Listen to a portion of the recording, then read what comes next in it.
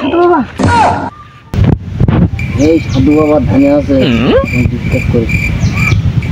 এই সাধু বাবা তোর কথা শুনতেছে, বল কি লাগবে?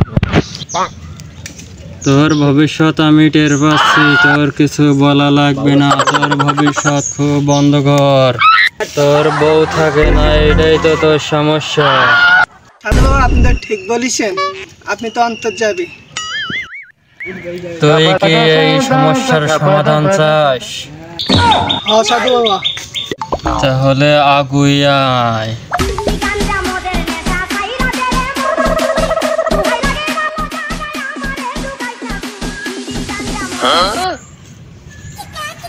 এই লেবু, তুই দেখাস তোর ফল। প্রতি রাতে ওর বউ যেন হয় দুর্বল। জয় সাধু বাবা জয়। এই ফুল, তুই দেখাস তোর কুল।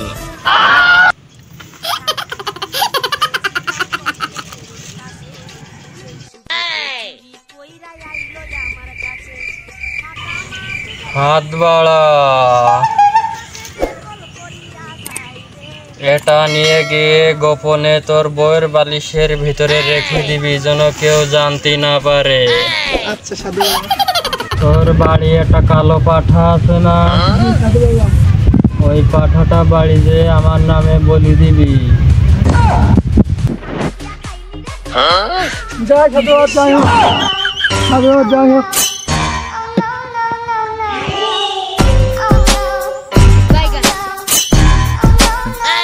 সর্দার, আপনার রাজ্যের যা হাল, কদিন পর আপনার হাতে উঠে যাবে থাল।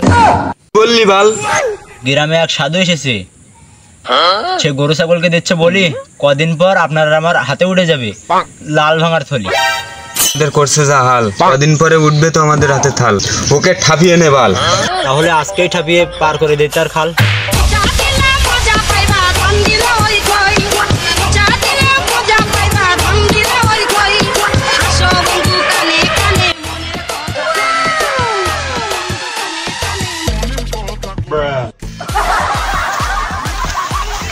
সাধু সাধু বাবা এখন ধ্যানে আছে, ডিস্টার্ব করো না। এই সাধু, ধ্যানের থেকে উঠ।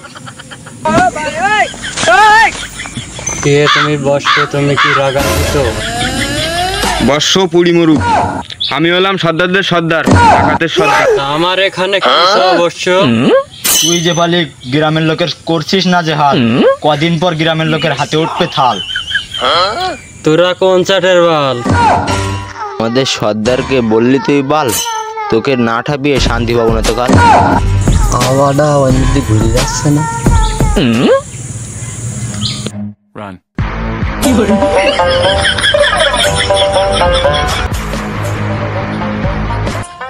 এই শিষ্য, দেখে নেছে এদের বাল। চাচা, আপন প্রাণ বাঁচা। তোরা দেখতে এসেছিস কি আমার মুখ? আগে সাধুকে দে সুপ।